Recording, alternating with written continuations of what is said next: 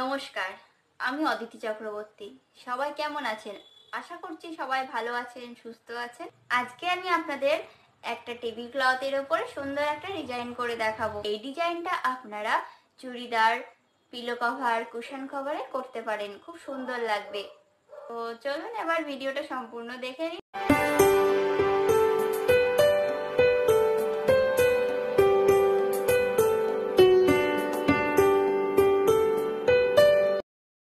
প্রথমে একটা সাদা রঙের টেবিল ক্লথ নিয়েছি, তার উপরে সুন্দর একটা ডিজাইন করেছি। এই টাইপের ডিজাইন একটা এর আগে ভিডিও করেছি, সেই ডিজাইনটা এক কালারের উপরে করেছি, তবে এই ডিজাইনটা আজকে বিভিন্ন কালার দিয়ে ফুলগুলো করে আপনাদের দেখালাম। এই ডিজাইনটা খুবই একটা সহজ ডিজাইন, আপনারা খুব সহজে এই ডিজাইনটা করতে পারবেন। আমি এই ডিজাইন করার সময় পিঙ্ক কালারটা, purple colour, yellow colour, sap green colour, red colour এখানে ব্যবহার করেছি। আর 2 নম্বর তুলি দিয়ে এখানে সম্পূর্ণ রংটাই করেছি। আমি এখানে ফ্রেমের ব্যবহারটা করেছি।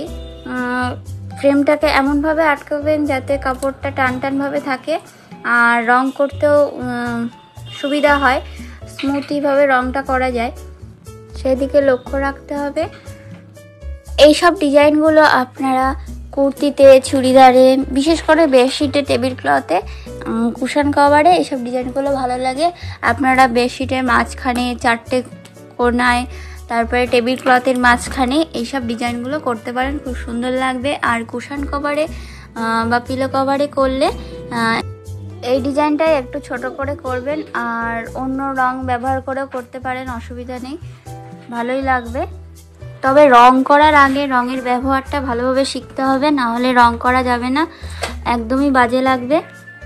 কোথায় কি রং করতে হয়, কীরকমভাবে রং করতে হয়, কোন রঙের সাথে কোন রং যায়, সেই দিকে আপনাদের লক্ষ্য রাখতে হবে, না হলে রং করলে খুবই বাজে লাগবে।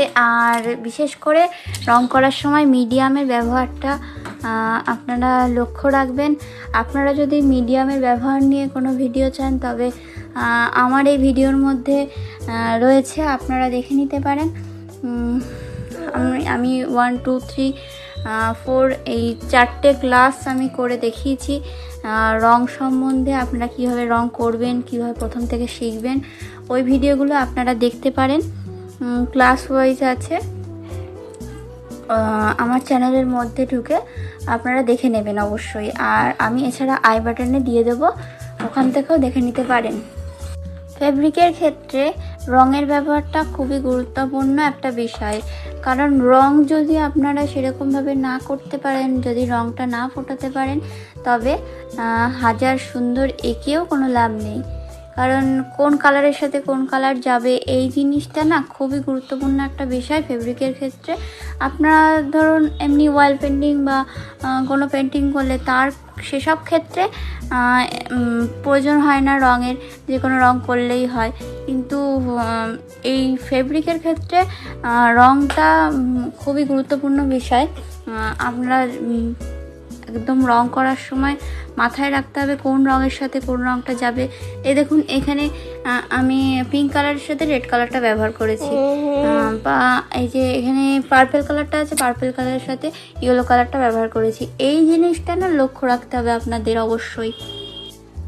এই জিনিসটা যদি আপনারা শিখে যান, তবে রং করতেও আপনারা খুব সুন্দর পারবেন।